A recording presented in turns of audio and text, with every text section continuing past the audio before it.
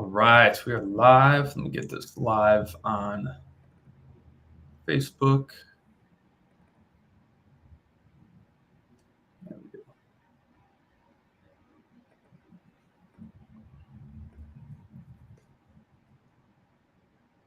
Excellent. Welcome to another episode of the Cash Physical Therapy Headquarters podcast. Today, we're going to be talking about one of the hottest topics in cash physical therapy, which is how do we get the general public to want to invest in cash packages where we don't have to convince them of our value, where we don't have to constantly battle insurance-based objections, where we are able to retain our patients more because they're not dropping off halfway through saying that I'm feeling better and I'll give you a call if something pops up. Okay, today we're talking about the Objection Prehab Funnel. So the reality is that the same style of marketing that used to work extremely well in cash physical therapy just doesn't work the way that it used to. The same voucher ads that you might be running, the same workshop strategies, and the same patient experience that you're providing doesn't work the same way that it used to because we're living in a trust recession right now. For those of you that don't know, according to the US General Census, that we are at an all-time low in just interconnectivity and trust, the lowest it's been in over 40 years, which means skepticism within our patients is at an all-time high. Information is abundant, competition is everywhere, and the reality is that prospects and patients just don't trust you because they're more sophisticated than ever, they're doing more research, and it's harder than ever to get people to fully commit to your cash packages and to your plans of care. And this is what's leading to you having to stress every single day over where to find patients. So you're having a lot of inconsistency. You're having to convince people to work with you. You're unable to charge what it is that you actually want to charge or sell packages. And you're riddled with insurance-based objections. I need to think about it objections, or I'm just looking for information. That is the worst one because that has the highest opportunity cost of people getting on your calendar. What this is leading to is many of you stressing over where to get patients every single day, riding the revenue roller coaster, maybe not being able to pay yourself, or at least not as much as you'd like to, and making it easy to replace your salary so you can go all in on your practice, and patients dropping off saying, hey, I feel better. I'll give you a text or a call if I need something. And this is leading to many of you shutting down your practices prematurely, and in many cases, even leaving the profession altogether. So what's the solution to all of this stuff? Well, Ben and I have been working day and night on building a new formula that has not only allowed Ben's practice to see massive success, but it's allowing hundreds of our clients to see the same thing. And we call it the Objection Prehab Funnel. So today, on today's episode, Ben and I are going to be breaking this down, why it's so important, and what cash rehab professionals need to be focused on in order to stand out and grow and thrive in today's trust recession. Ben, good morning, man. How we feeling? Feeling good. Excited about this one. That's right. So tell me, tell the audience here, what is objection prehab exactly? In my opinion, it's preventing objections from happening in the first place. During my first year of open my practice, I was downloading every single phone script, going through all these trainings on how to overcome objections. And I know a lot of other physical therapists have the same mindset. They want to know, hey, how do I go about overcoming objections? Yeah. What's the best way to do it? Because they're getting hit with it and they think the solution is, I need to be able to get better at overcoming objections. And I don't like having to overcome objections. So how can I build as much value as possible and trust with people that objections don't even happen in the first place? It's not a fun experience for me. It's not a fun experience for my team. It's not a fun experience for patients or leads when they're on the phone with you and you're trying to essentially kind of almost convince people at that point. Mm-hmm. And it's the percentage of win backs once you get an objection, it's very, very slim. And so our objective when building out the phone script and building out our funnel of that leads go through, that we don't even get objections. That's our main goal. And if we do get objections nowadays, it's actually for the best. A good sales process is also going to weed out the wrong fits. We've got it so dialed in that if we get an objection, 90% of the time, we're actually glad we got that objection came up and they're not coming in because we were going to have to push them away because it wasn't the right fit. So that's where we're at, was if we're actually glad if objections come up, because at that point, if they have an objection, they're most likely not the right fit, because we have the front end of the funnel and the phone script so dialed in and building enough value that we just don't get objections. And if we do, it's a good thing. They're not the right fit. So that's what it's about for me. Yeah, man. I mean, I couldn't agree more. So many people are flooding our inboxes with questions of how do I get better at sales? How do I overcome these objections? And you said it best, like the best way to overcome objections is to prevent them from happening altogether. And to do that, it's not a different style of ad. It's not a style of email. It's not a style of your evaluation process, but an entire ecosystem that is designed to help build trust and provide answers and create momentum throughout every single step of the patient journey that overcomes the primary questions that people have that prevent them from moving forward before a sale even happens. And so there's 7 different beliefs and obstacles that as business owners we have to overcome and we have to answer for our prospects. Otherwise, that's when objections happen. And when we're able to instill all of these beliefs into our prospects before the sale happens, that's when we create what's called an objectionless close, where they're showing up having already decided that they want to move forward with you. So let's talk about why objections happen at all. The only reason someone doesn't move forward with you, doesn't get on a phone with you, doesn't show up for their evaluation, doesn't buy a package at that evaluation, is simply because they don't believe that it's going to be worth their time. Clear and simple.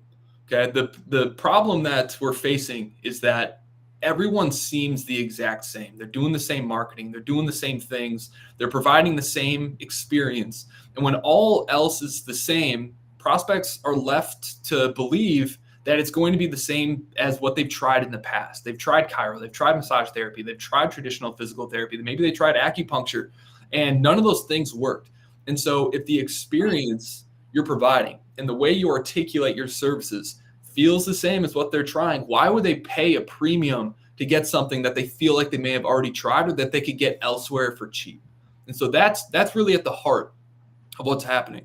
And it's really exciting. And Ben, you really led this whole initiative because the model of physical therapy needs to change. It needs to adapt, and not just in terms of pricing, but in terms of the experience that is being provided on every single touch point.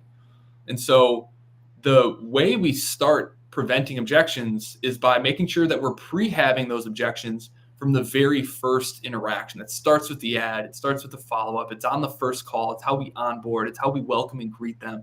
And so for you, Ben, what would you say is like the number one thing that you've been able to do within your sales team? Because you have 9 clinicians all converting close to 90% on packages. Are there a few core things that you're doing that is contributing to that?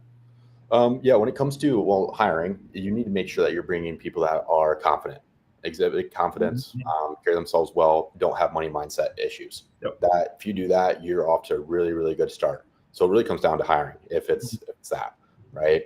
But we also want our marketing to do some of the selling for us, right? Like people are going to go and check out our Instagram. They're going to go check out. So many people find us through Google, and it's because we have over 200 5-star reviews.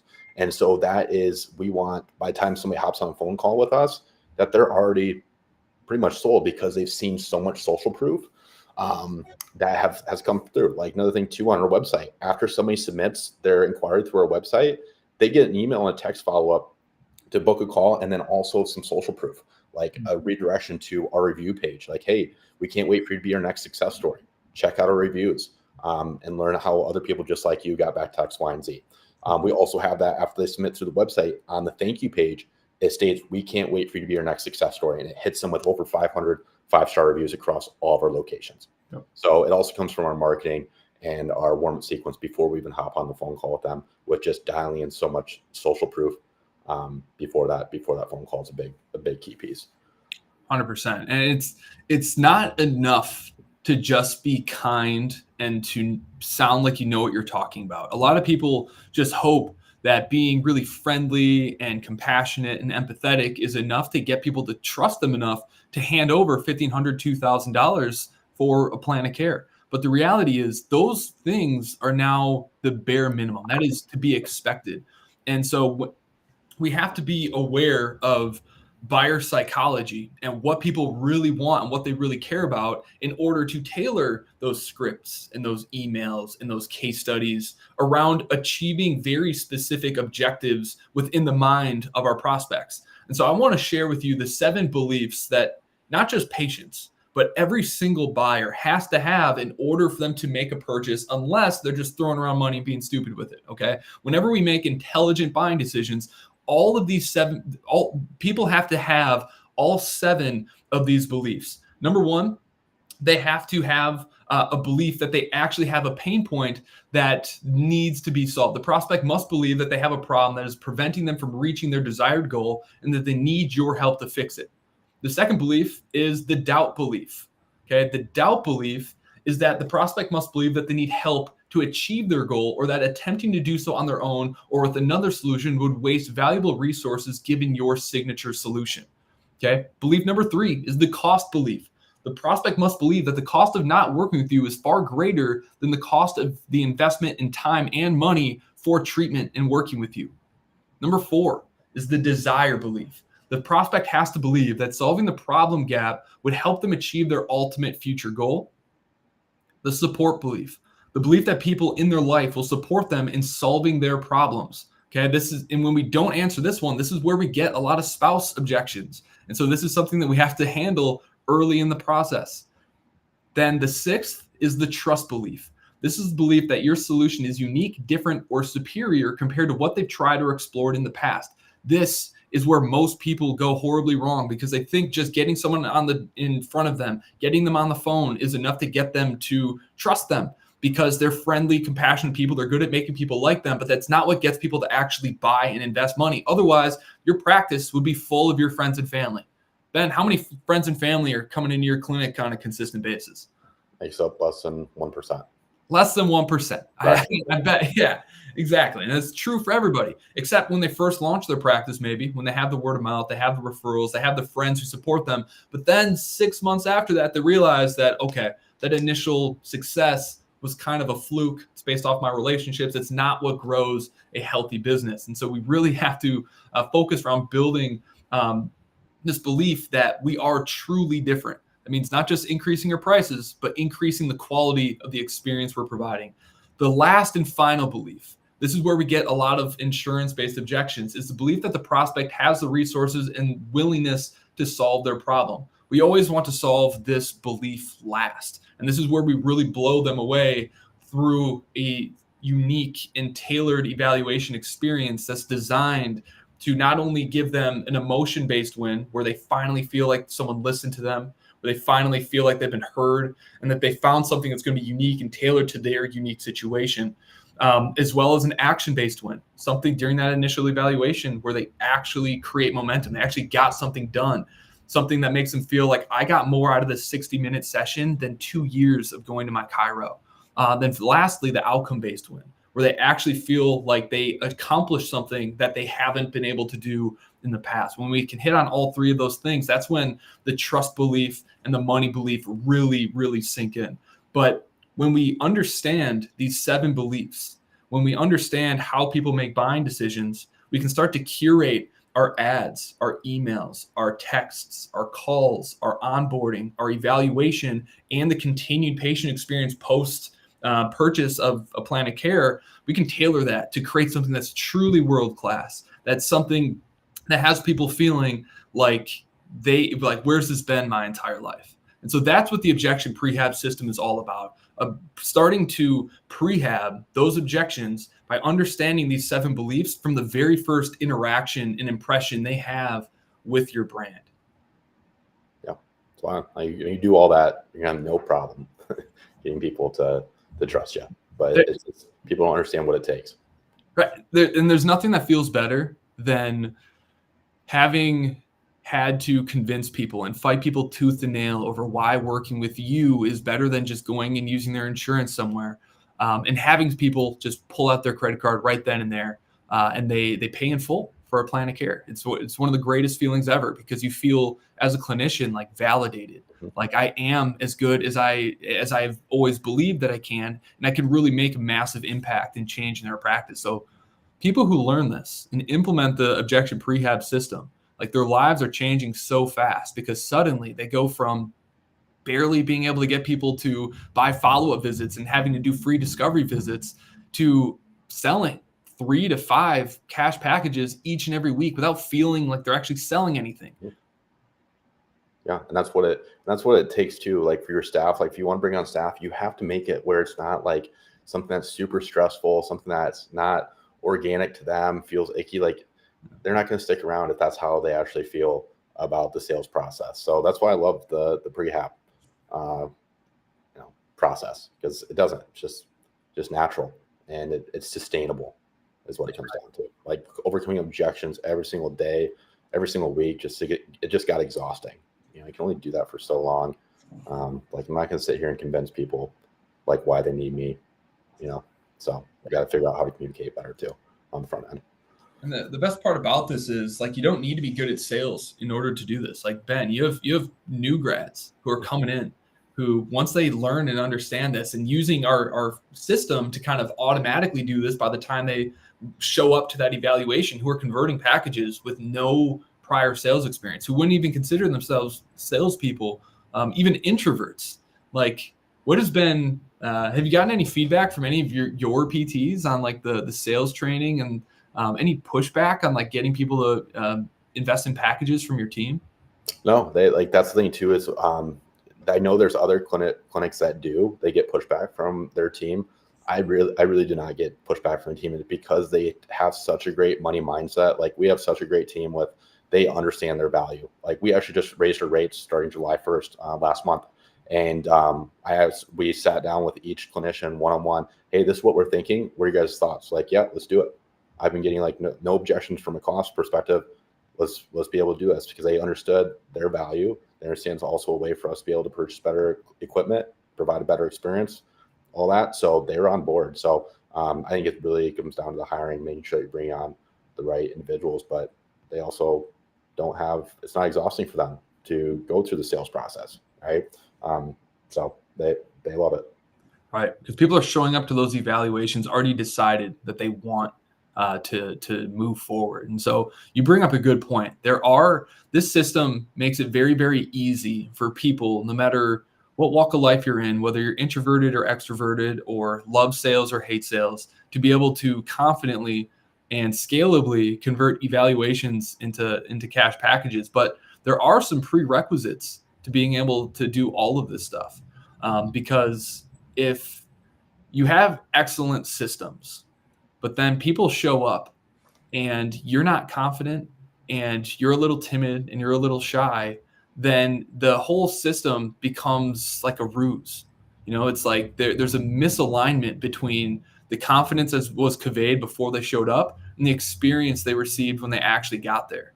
And so you do have to find the belief in your worth, your rates, and you do have to believe that you're able to provide something that no one else can. Those are definitely givens. Have you found any techniques, Ben, to help people with that? Because I know a lot of people struggle to charge the $200 plus rates. That's certainly where you started, and now you're charging what, $275? We're at $300 per visit, and then pack.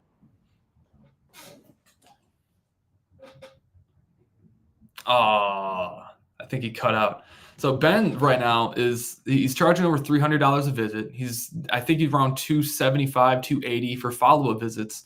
And let me close that off.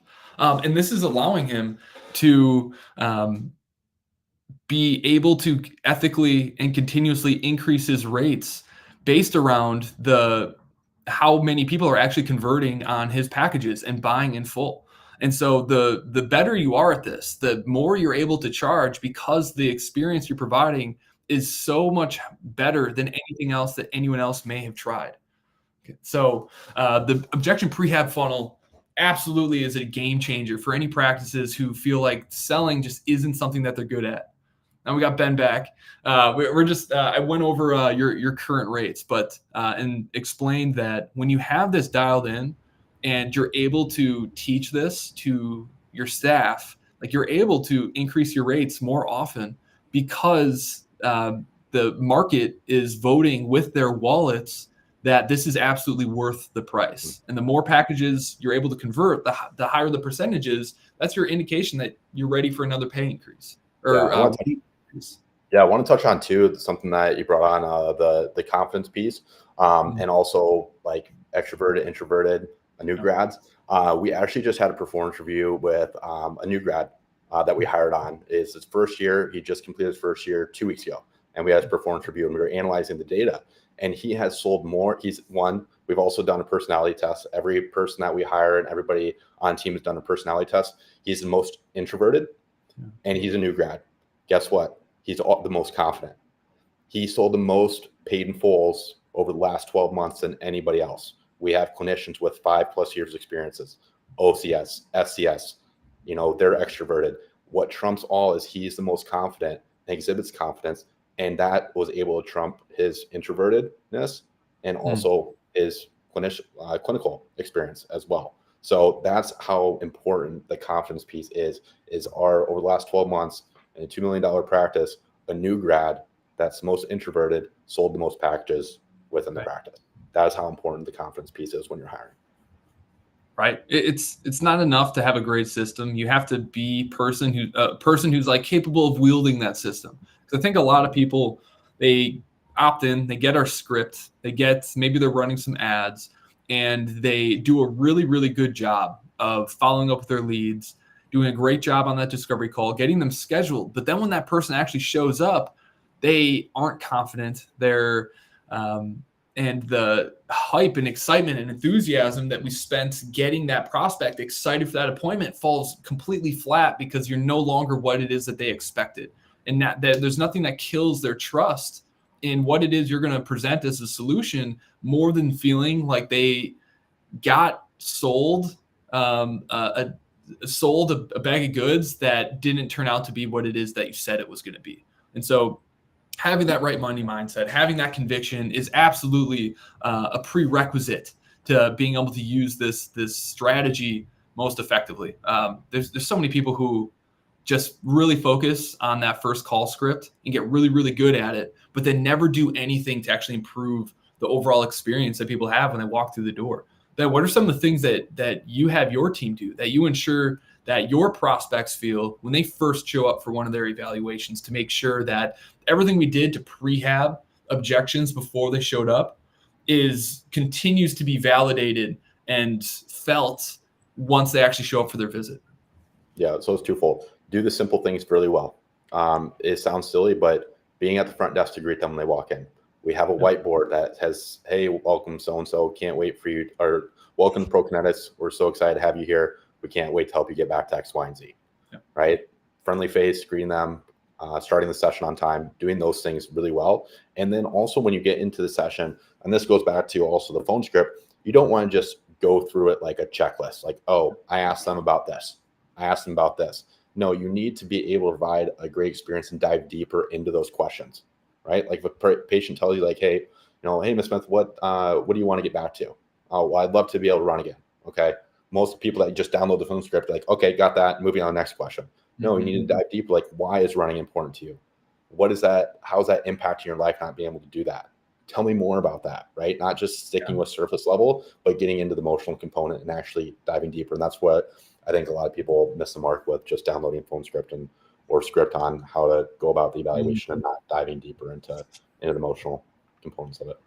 100%. You got to pierce. You got to sit in that emotional statement that your prospects bring up, because everyone else that they've met are just going through a checklist of collecting information, almost as it's a formality that needs to be done, versus a raw and honest conversation to build an emotional connection between not only the clinician and the prospect, but also the outcome that they're trying to get. And so piercing is like, oh, running again. What's been going on? What were you used to, like, being able to run? What's been holding you back from doing that? Like, where exactly are you trying to get back to? And letting them sit in that emotional state of like, man, not being able to run for the last 4 months, that's got to be tough, having, been an avid competitor like before that happened. Like, what have you been doing for like your stress relief? Like, digging into those details, because that's for the first time they're going to feel like they've been heard and listened to. Something that this is a very common thing that people struggle with in sales when they're experts and they're talking to people every single day and they're doing sales every single day, is we're hearing a lot of the same problems over and over and over again. And so when someone says like, yeah, I've haven't been able to run because of some knee pain that I've been having, you think you know what they mean because you've talked to dozens of people with knee pain trying to get back to running. But that prospect doesn't know that you know what they mean. And so we have to ask them questions like, oh man, like what's that like? How long has this been going on? Has this been impacting you in other ways? We have to let them articulate the problem in its entirety so that they believe that you now know what they're going through. So we have to ask these questions, even though we know the answers. We have to get our prospects to verbalize these problems, because that feeling that you actually care and that you truly understand is what's going to make them feel and believe that you're fundamentally different than anything else that they've ever tried. So a lot of people are just rushing through this using a script when nothing's black and white. It's gray. And we have to be kind of strategic with each person that we're talking to and don't rush through that initial conversation with them. Right. Yeah, I think that's spot on. And that's something that when somebody goes through a sales rut on my team, it's usually that, like, they've heard it so many times. They just assume, well, like you said, the prospect doesn't know that you know. And by you asking, it shows that you care, and you build the trust that way. So I think that's spot on. Right.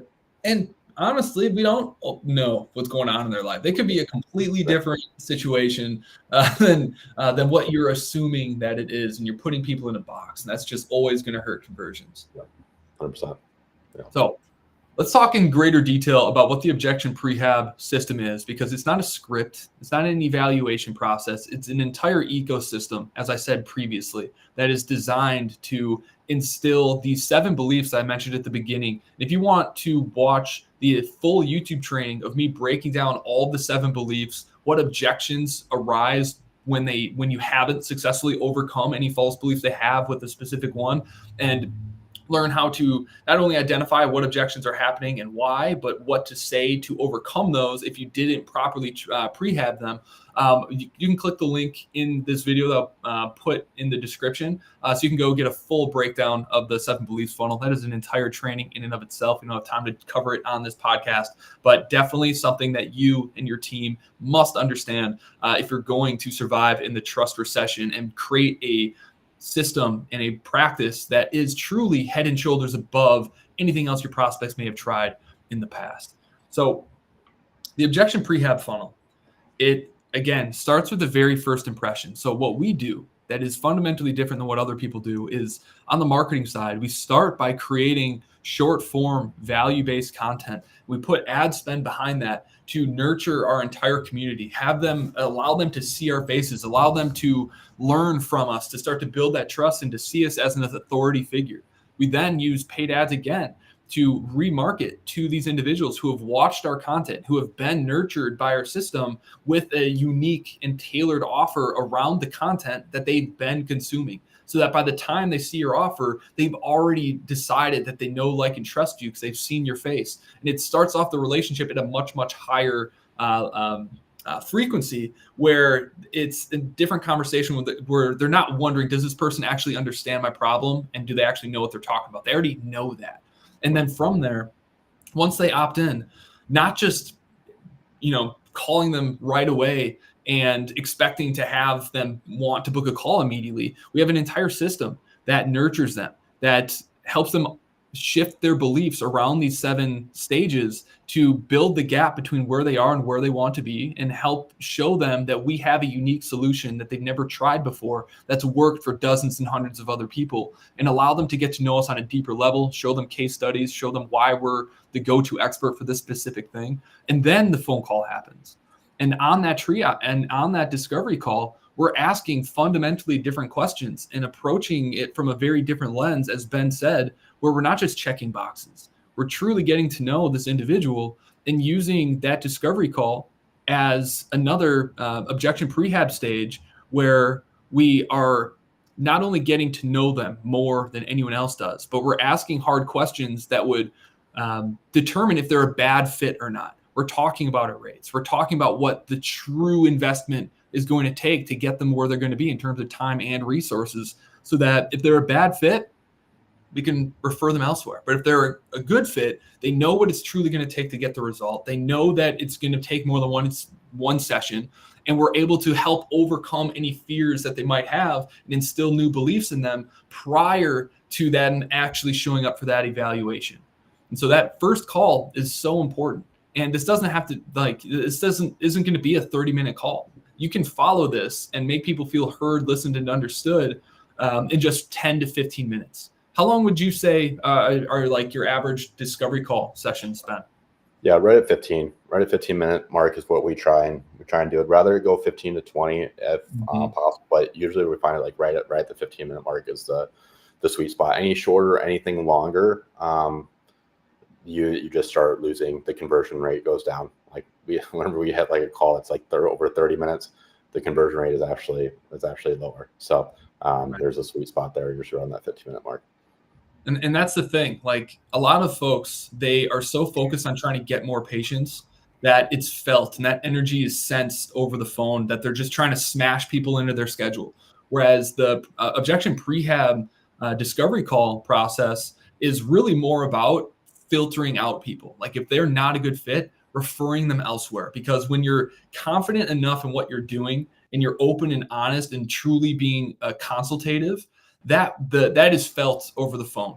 And if you repel enough people, when you truly have someone who's a great fit, you have that conviction and they can feel that over the phone, which increases their belief and increases their desire to want to work with you, because they can tell that you're being authentic and genuine in your desire to help them find the right solution for them. Okay. And so we have to ask the tough questions, because more than anything, people are craving someone to tell them what it is that they need to hear, not what they want to hear. And that's really what this is all about. Having the tough conversations, telling them the hard truths, and telling them what it's really going to take to get them where they want to be. And that's why we have such a good scheduling rate for our leads. Ben, what's your like lead to booking rate looking like these days? Yeah, so if we have a lead that comes in through website, Facebook, on average, it's around 70%. So if we have 10 people come in, or 10 leads come in, 7 end up coming in for an eval. That is 20% higher than the average. And it's because of the objection prehab funnel, how we're warming people up, how we're talking to them, how we're telling them the hard truths and what they need to hear, not just what they want to hear, that's making them feel refreshed. Like finally, someone's being honest with me about what has to happen. And people are excited for the challenge. And it's a breath of fresh air that people aren't just trying to force people into their schedule, just trying to make a buck. The next stage of this is, and this is where a lot of people miss out on a tremendous amount of opportunity, because they focus so much on the discovery call that they don't focus on actually getting people to show up.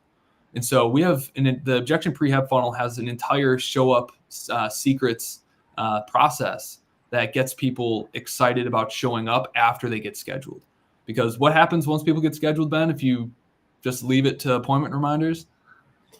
Your show up rate is not going to be where you want it to be. I promise you that. So I fell victim to that my first year too. It's like, oh, again, I'm scheduled, they'll show up.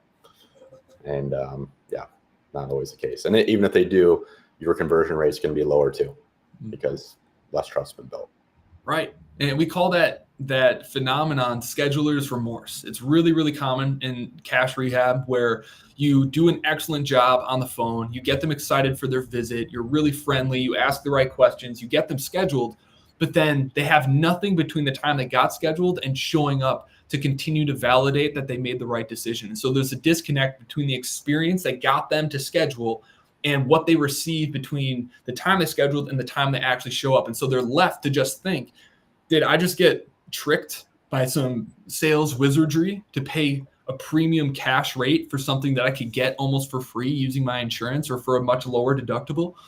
And that's why a lot of people either ghost you once they schedule and never show up, or even worse, they do show up, but in between the time they scheduled and the time they actually showed up, they decided that I don't think I'm going to commit long-term to this. I'm just going to show up to get answers and kind of feel out the situation and collect information.